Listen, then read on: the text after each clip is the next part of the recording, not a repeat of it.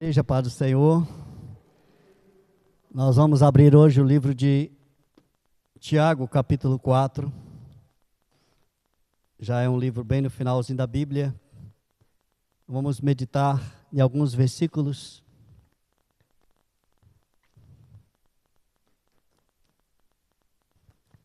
Tiago 4, nós vamos ler a partir do 1. Nós vamos ler alguns versículos, talvez... Vamos ler alguns, porque o livro de Tiago ele é tão sucinto, é tão resumido, que cada versículo é o suficiente para um sermão. E quando a gente vai ler o livro de Tiago, você vai falar de muitas coisas no espaço de leitura pequena. Então nós vamos ler 1, 2, 3, 4, só para ver do que Tiago está dizendo. Está na tela para nós. De onde procedem guerras e contendas que há entre vós? De onde, senão, dos prazeres que militam a vossa carne? Só um pouquinho, eu vou explicando cada um deles. Tiago está perguntando, de onde vêm as guerras que existem entre nós? Elas vêm dos prazeres que militam contra a nossa carne. O outro ele vai falar de outro assunto, vamos dois. Cobiçais e nada tendes, matais e invejais, e nada podeis obter. Viveis a lutar e a fazer guerras, nada tendes, porque não pedis. Então, toda luta, toda busca, todo esforço, toda dedicação para alcançar alguma coisa, resulta em nada. A única coisa que pode resultar em alguma coisa próspera é pedir. Mais um. Pedis e não recebeis, porque pedis mal para esbanjardes em vossos prazeres. E aí ele diz, e vocês pedem e não recebem, porque pede mal. Desse assunto nós vamos falar um pouco. Pede mal. O que é pedir mal? Nesse caso ele explica, para esbanjar nos vossos prazeres. Ele está dizendo que as nossas orações não são respondidas, não são ouvidas por Deus, porque aquilo que nós pedimos é para satisfazer o nosso bem-estar carnal. Mais um. Infiéis, não compreendeis que a amizade do mundo é inimiga de Deus? Aquele, pois, que quiser ser amigo do mundo, se constitui inimigo de Deus. É outro assunto. Ele está dizendo que a amizade do mundo é o quê? Inimiga de Deus. Ou vice-versa. Pastor Hermínio que gosta de dizer, quando Deus dá a ordem a Adão para obedecê-lo no Éden, o dia que ele desobedece a Deus, ele obedece a quem? Ao diabo. Ele deixa de obedecer a Deus e vai obedecer ao diabo. E é isso que ele está dizendo aqui. Quando você deixa de obedecer a Deus, você automaticamente está obedecendo ao diabo. Você deixa de ter o seu pai como Deus e passa a decretar o seu pai como o diabo. Mais um assunto. Ou supondes que em vão afirma a Escritura, é com ciúme que por nós anseia o Espírito, que Ele fez habitar em nós. Ele está concluindo, ele está dizendo que o Espírito ciúma de nós. O que é ciúma? Esse ciúme não é aquele ciúme doentio que ouvimos falar, mas que ele fica de olho, e não se sente bem quando nós flertamos com o mundo. Mais um. Antes, ele dá maior graça pelo que diz. Deus resiste os soberbos, mas dá graça aos... Mais um assunto, vamos mais um. Sujeitai-vos, portanto, a Deus, mas resisti ao diabo, e ele fugirá de vós. É nesse aí que nós vamos falar. Mas, continuando o texto, nós não vamos ler, todos esses versículos desse capítulo de Tiago, e quase todo o livro de Tiago, é uma expansão de um versículo tratando de muitas coisas. Mas nós vamos sujeitai-vos, portanto, a Deus, mas resisti o diabo e ele fugirá de vós. Uma coisa é você sujeitar a Deus, e a outra é você resistir ao diabo, na mesma direção. Às vezes nós não imaginamos o tamanho desse perigo. Eu vou contar uma história de um rei, Ezequias.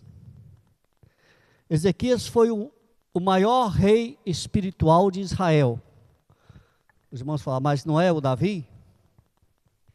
Ele foi o rei que mais restaurou Israel como igreja, como filhos de Deus.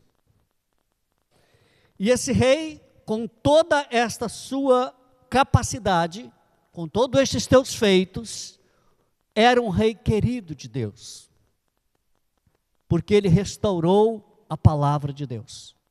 Um certo dia, Deus manda o profeta a ele dizer, olha,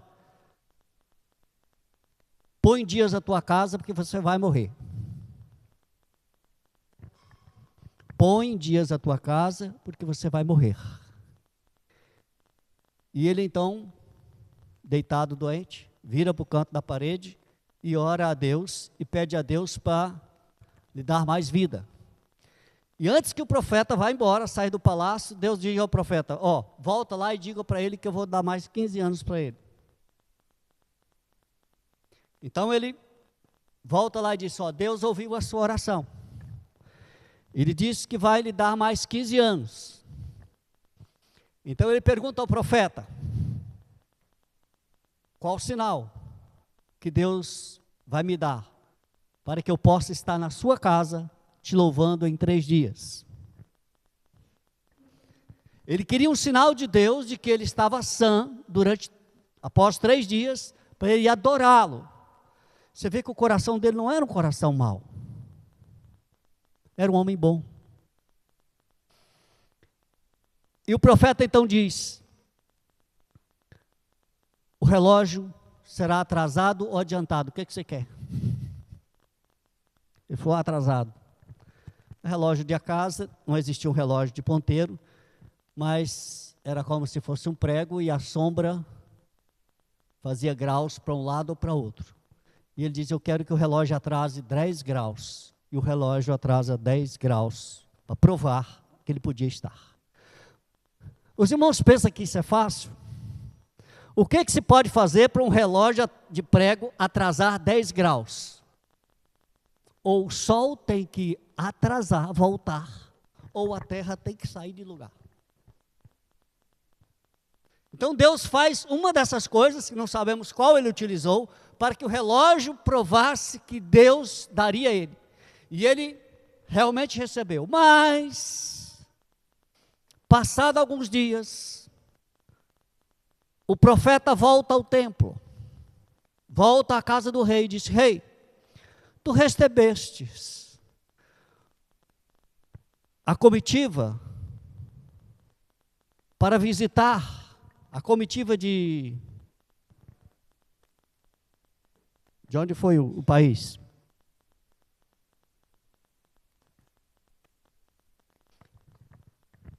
Então veio uma comitiva visitar o rei, eu lembro ainda para os irmãos.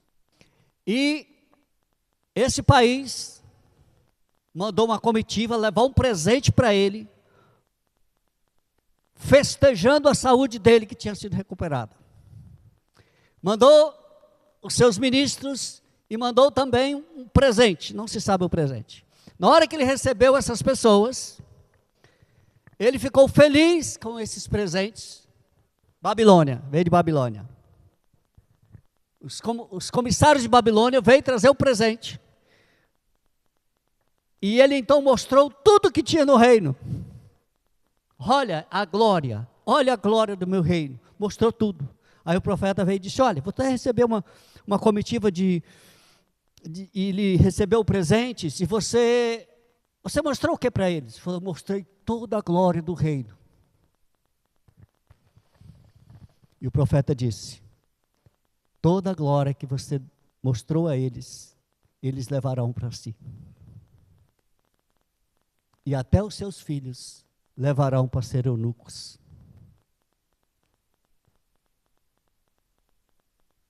E os 15 anos que Deus deu ele de vida, foi dias de destruição do país, de tudo que ele construiu. Ele viu a sua família, os seus próprios filhos, coisas terríveis. Enfim, ele teve 15 anos que não deveria ter. Aí você vai perguntar, mas ele pediu a Deus e Deus deu. É isso que nós vamos falar. Não ache uma alternativa para não sujeitar a Deus. E nem ache uma alternativa para não resistir ao diabo. Porque se você não sujeitar a Deus, era como se podia acontecer o seguinte: não, Deus fala, não, você não vai, eu sei o que é melhor para você e é melhor que você morra. Deus fez o quê? Não, já que você está pedindo. Isto mostra o quê? Que a nossa vontade é soberana. Há um ditado popular que diz que Deus é tão maravilhoso que deixa você plantar o que você quiser. Você pode plantar o que você quiser. Mas Ele é tão justo que permite que você colha só aquilo que você plantou. Então, se você plantar por bem, vai colher para o bem. Se plantar por mal, vai colher por mal. Então, Ezequias quis viver mais. Deus diz, tem uma coisa que as pessoas não percebem o que Deus pede. Ezequias, põe a sua casa em dias, porque vai morrer. E talvez o problema de não morrer foi justamente isso que ele não fez. Ele não botou a casa em dias. Como ele ia viver, ficou dispensado de colocar a sua casa em dias. E eu não estou falando de uma pessoa comum. Eu estou falando de uma pessoa que restaurou o reino espiritual de Israel. Um homem que Deus para o sol ou muda o curso da terra, só para dizer para ele que eu ouvi a sua oração. Mas a vontade dele foi de viver mais 15 anos. Deus disse, tudo bem, você vai viver mais 15 anos. Você pediu, vai viver. Aí você imagina, mas Deus não poderia avisar para ele que esses 15 anos seriam de terrores? Que era melhor que ele morresse? O profeta falou isso depois. Melhor se você tivesse morrido.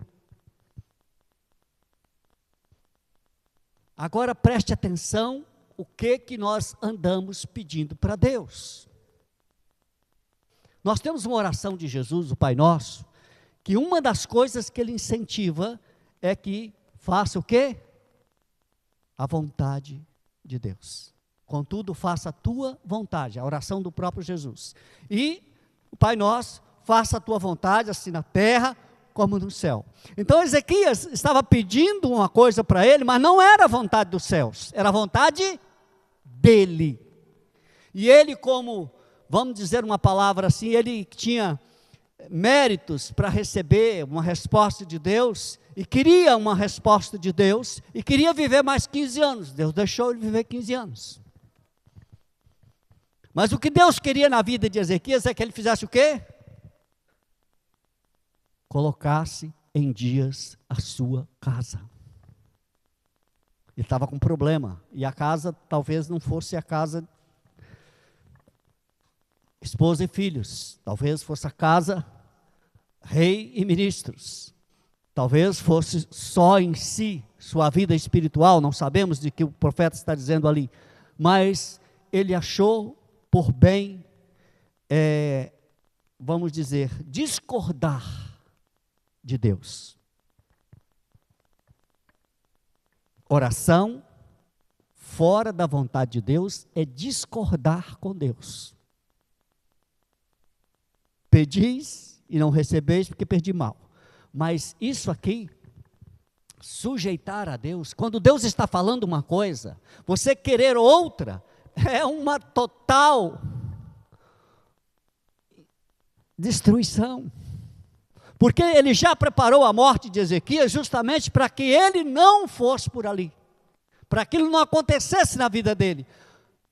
E esse preparar a morte, esse choque de Ezequias, vamos dizer assim, porque Ezequias recebe a mensagem que ele vai morrer. Bota em dias a tua casa, que você vai morrer. Se fosse um de nós, que Deus tivesse falado isso, o que nós fazíamos? Deus, ou Aguinaldo, bota em dias a sua casa, você vai morrer.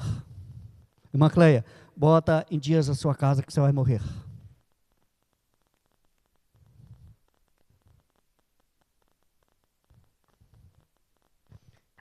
Você não tinha mais nada para fazer, nenhuma realização.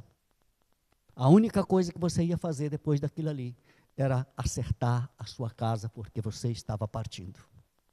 Aquela história, a gente ia viver como se vivesse o último dia da nossa vida, e nesse caso, estaríamos vivendo o último dia, sabendo que era o último dia. Foi isso que aconteceu com Ezequias.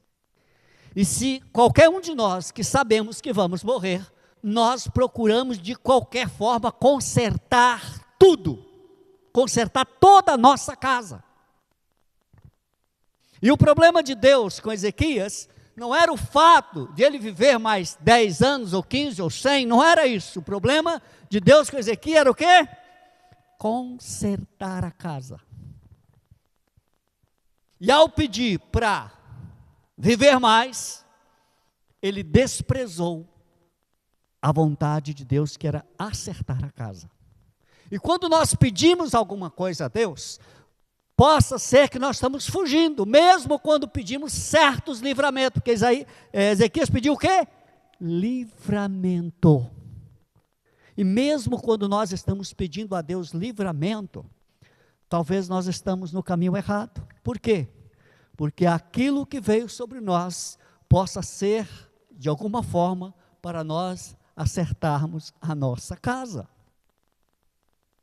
Não é que Deus queria matar Ezequias, porque ele tinha feito um péssimo governo, porque ele não representava, porque ele não fez nada para restaurar aquela nação com Deus. Não, ele tinha feito tudo, mas alguma coisa estava errada na casa dele, e precisava ser consertado, e Deus queria que ele consertasse isso.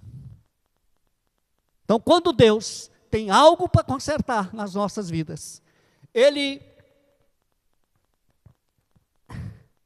deixa de responder uma oração.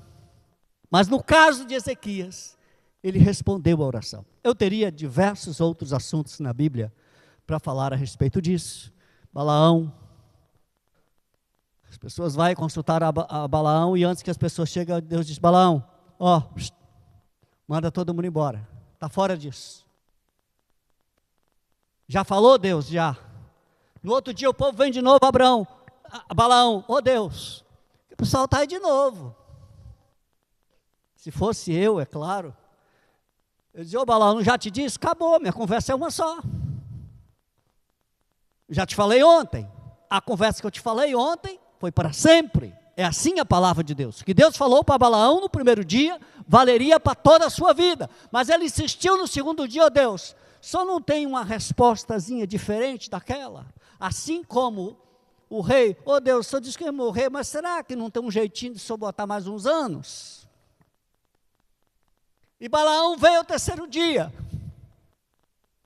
e tornou perguntar: Deus, será que não tem um outro jeitinho?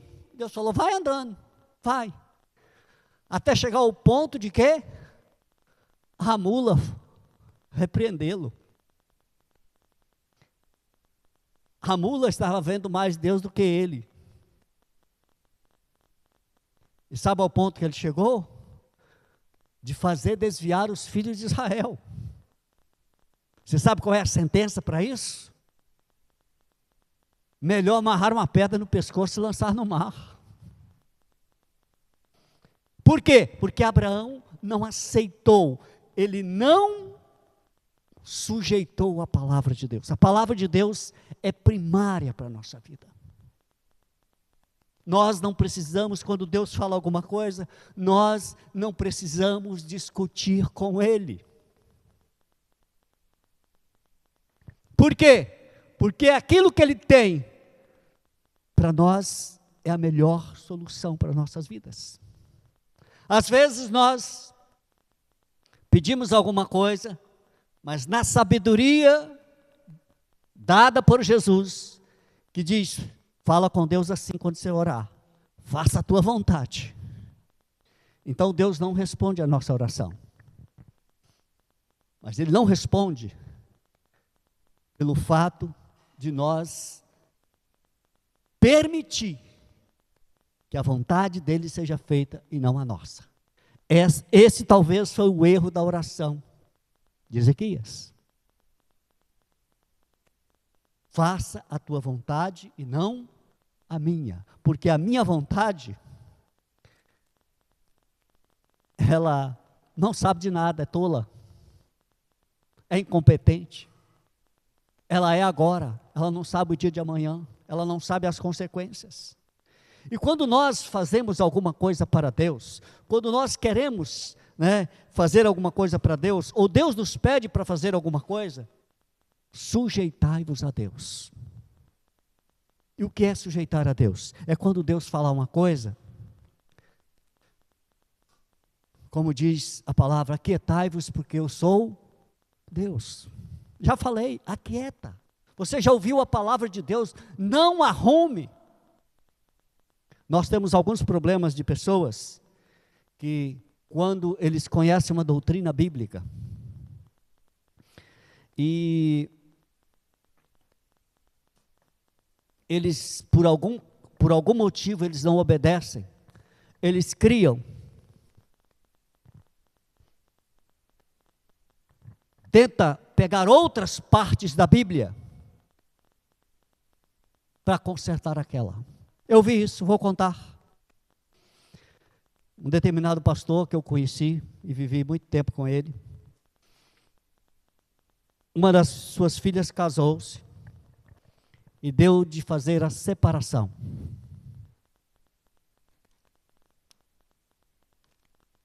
E aí, é claro, todos os obreiros dali não concordavam.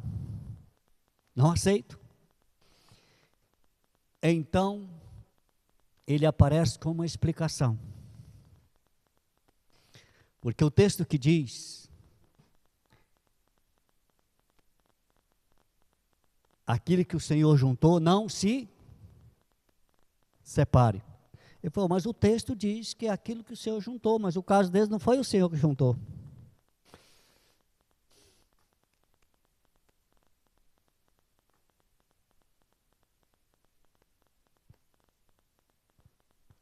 A desculpa que ele inventou, a palavra de Deus é, aquilo que o Senhor juntou, não se separe. Ou aquilo que juntou o homem.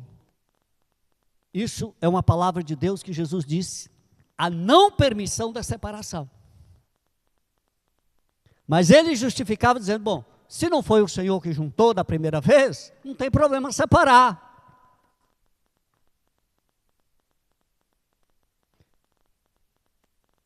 E o pior é que esse não foi o primeiro, nem o segundo. E teve uma vida desmoronada. Por quê? Não sujeitou a palavra de Deus. Achou uma outra maneira. E às vezes tem uma palavra de Deus que nos diz alguma coisa a respeito das nossas vidas, mas aí você fica procurando outra para dizer, não, mas a Bíblia também diz assim, ei, Deus não precisa falar duas vezes, basta uma. Ezequias, você vai morrer. Tá bom, Deus, o que eu preciso consertar? Não, Deus me dá 15 anos, não discuta com Deus, porque você não... Jó discutindo com Deus, você vê Jó? Jó era um homem rico, temente, respeitado. E ele caiu no estado de miséria e doença, e perdeu tudo que tinha. E alguém o acusava de pecado, mas chegou um momento da sua discussão ali, que ele começou a fazer ponderações, e um jovem que surge no meio dos adultos lá, vamos dizer assim, começa a questionar com Jó. Ô Jó,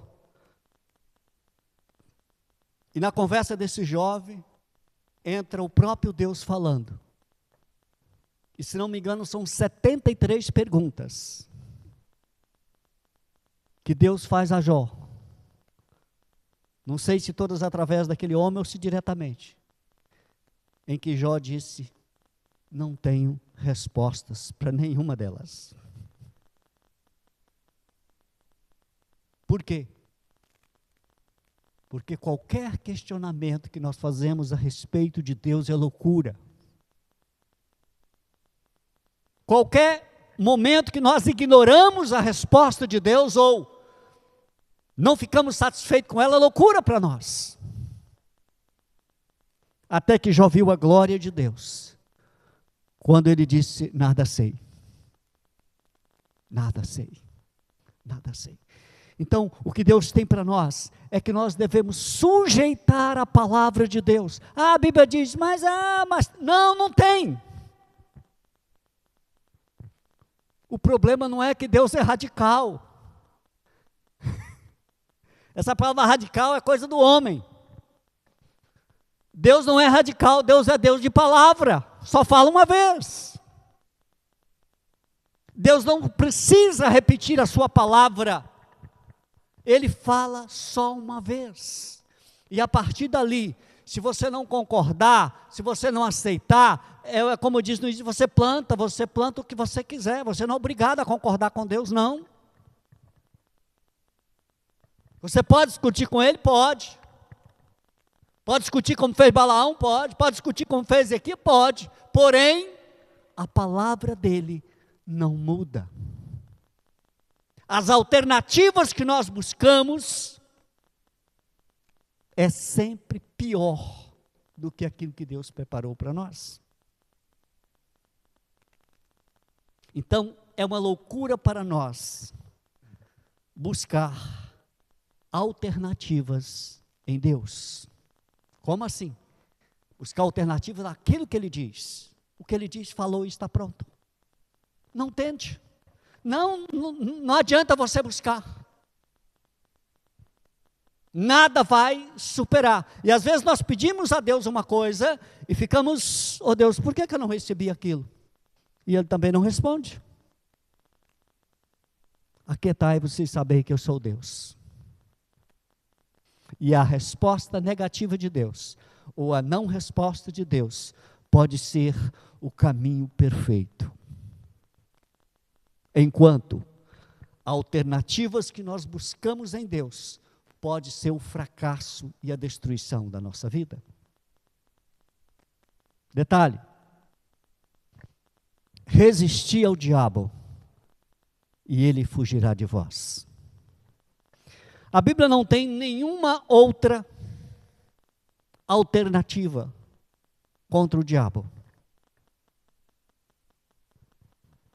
Os irmãos já conhecem outra alternativa? Se você se manter puro e nunca pecar, você ainda precisa resistir ao diabo. Não foi assim com Jesus? Ele nunca tinha pecado. Ele estava servindo a Deus, buscando no monte. E quem surgiu lá? O diabo. E o que Jesus fez? Resistiu.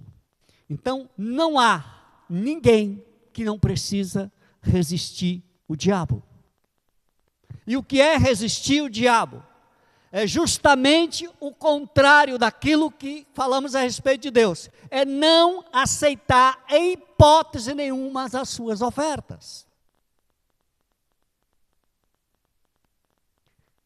O seu conselho, de forma nenhuma, e eu posso dizer, ao contrário de Deus, Satanás muda a sua oferta. Ele te faz uma, se você não aceitar, ele te faz a segunda, te faz a terceira, te faz a quarta, e ele continua te fazendo oferta. Não foi assim que ele fez com Jesus? Oferece uma, pão, se és filho de Deus, transforma essas pedras em pão, Se és o filho de Deus, salta do pico e por aí afora. Então fazer o seguinte, eu te dou tudo, os reinos e toda a glória, se prostrado me adorares. Quer dizer, Satanás vai mudando as ofertas, mas Deus não muda a sua palavra. Mas então, por que Satanás muda? Para te deixar alternativas para segui-lo, para ouvi-lo. E o que é resistir o diabo? É não aceitar. E olha que você resistir, ele vai fugir de você. Agora vamos voltar para Ezequias. Existiam problemas lá nesse rei. E a grande parte da sua vida estava ok. Homem que restaurou a fé de Israel, vamos dizer, os preceitos de Israel. Mas tinha alguma coisa na casa dele, que ele tinha ouvido a palavra do diabo. E Deus chegou, é hora de você consertar isso aqui. É hora de você destruir isso aqui.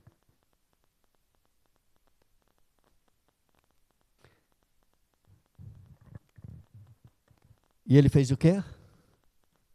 Ele não resistiu ao diabo. Ele tinha que consertar aquilo ali que o diabo destruiu na vida dele. E vou dizer o seguinte, se você não resistir ao diabo, Deus não pode te guardar. Ezequias, logo poucos dias depois, o profeta volta à sua casa e disse, olha, todo teu reino, tudo isso, essa glória que você mostrou aqui, os babilônicos vão levar tudo. E os seus filhos serão escravos e eunucos para servir o reino dele.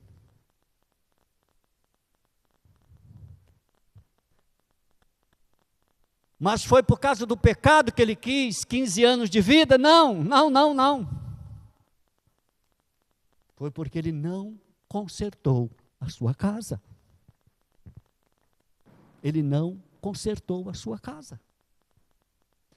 Se porventura ele tivesse ficado vivo e tivesse utilizado seus 15 anos de vida para voltar para consertar a sua casa, ou tivesse consertado no início, que precisava de pouco tempo, ele viveria possivelmente e teria outra história. Enfim, os especialistas da Bíblia dizem que o galardão que ele tinha foi substituído. A glória que ele tinha nos céus, na eternidade, foi substituída por algo bem inferior. E a glória que ele tinha na terra foi toda desmoronada. Por quê? Porque ele não sujeitou a palavra de Deus e nem resistiu ao diabo. O que é resistir ao diabo?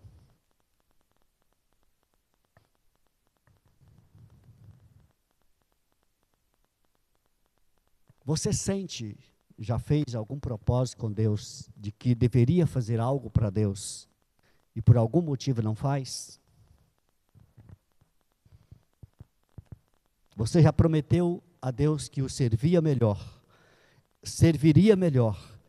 e o não fez. Você prometeu a Deus que deixaria de ouvir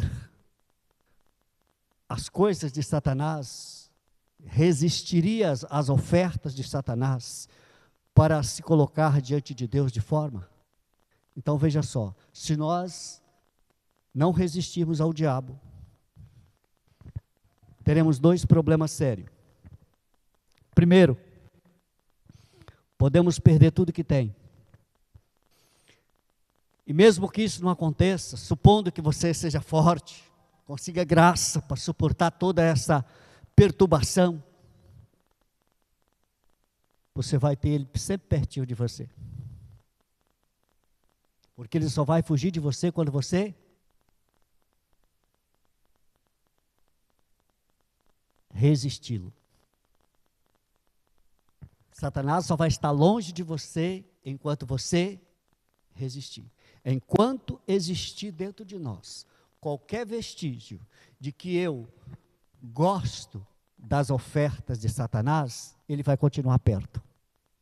E ele tem alternativa para destruir as nossas vidas. Então veja só, veja como Deus nos deixa livre. Você planta o que você quiser e colhe o que plantou. Você pede o que você quiser. E dependendo das situações eu vou lhe dar. Mas para isso Jesus já veio e corrigiu logo. Ó, quando vocês pedirem alguma coisa, pergunta a ele se dá vontade dele. Porque isso é um perigo danado. Você começar a pedir as coisas e achar que aquilo é bom e Deus te dá, Deus satisfazer o seu coração, você vai dizer, mas Deus dá, sim dá. A Bíblia diz que Deus é bom e gosta de ceder aos homens aquilo que dá. Aí você vai dizer, mas lá o rei Ezequias, ele pediu 15 anos e foi uma tragédia para a vida dele. Não foi os 15 anos que foi uma tragédia. O que Deus deu para ele, 15 anos, foi coisa boa. Mas ele não fez a parte de resistir o diabo. Se ele tivesse só 3 dias para resistir o diabo, e botar a sua casa em dias, ele colocaria. Ele teve 15 anos e não o fez. Então aquilo que Deus pede para nós, Ele pode fazer a concessão, só que a concessão, com certeza, é mais difícil do que ouvirmos a primeira palavra dEle. Deus nos concede alguma coisa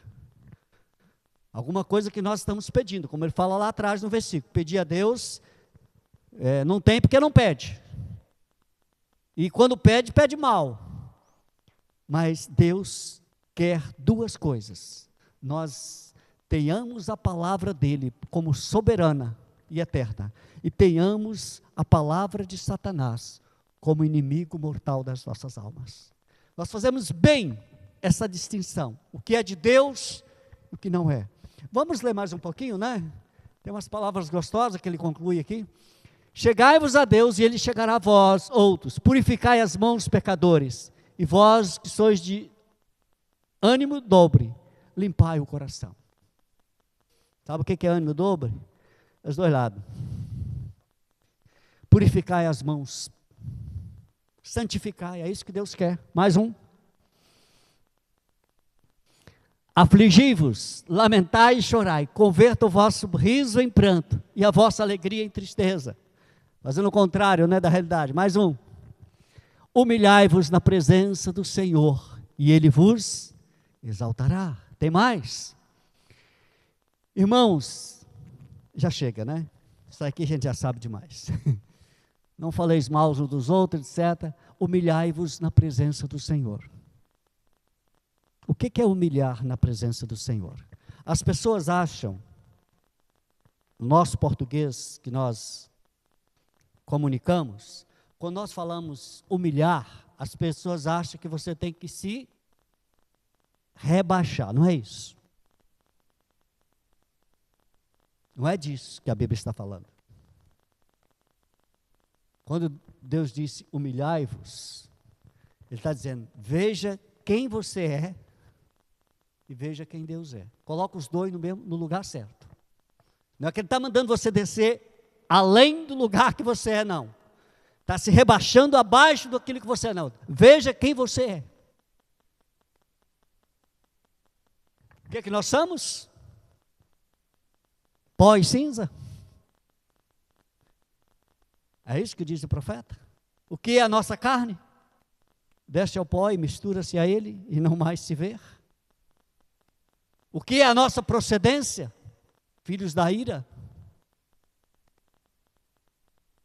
Então nós devemos humilhar. Humilhar não é rebaixar.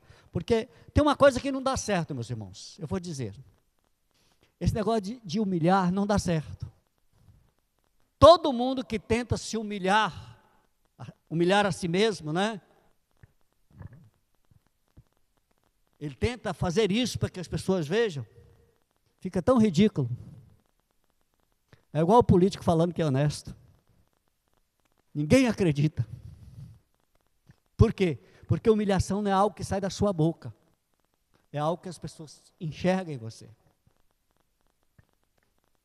Humilhar não é você dizer que é pequeno, que é fraco, que não sabe nada, não é isso. Humilhar é quando você coloca você e Deus e diz: Deus, eu sou isso aqui, e tu és isso aí. Colocar os dois no lugar devido. Então, meus irmãos, esta palavra de Deus para nós, não discuta com Deus, nunca dá ouvido a Satanás. Tudo que Deus fala é perfeito, e tudo que Satanás fala é uma armadilha para você. Por isso o texto diz: vamos purificar as nossas mãos, nossos corações, e vamos voltar as nossas vidas inteiramente para Deus. Amém? Vamos ficar de pé. Hoje nós temos a Carol, né? Completando mais um ano de vida.